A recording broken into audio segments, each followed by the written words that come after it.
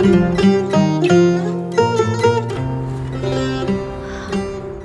പറ്റി ചേച്ചി? എല്ലാം ഓക്കെ അല്ലേ? ഫിറോസ് ഇതവിടെ പോയി?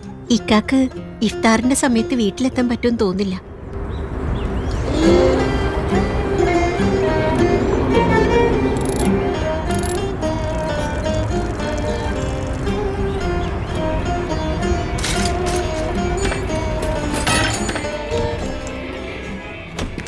ഫിറോസിന് ഇഫ്താർ സമയത്ത് വീട്ടിലെത്താൻ കഴിഞ്ഞില്ലെങ്കിൽ എന്താ? വീട് ഫിറോസിന്റെ അടുത്തേക്ക് എത്തിക്കോളുമല്ലോ.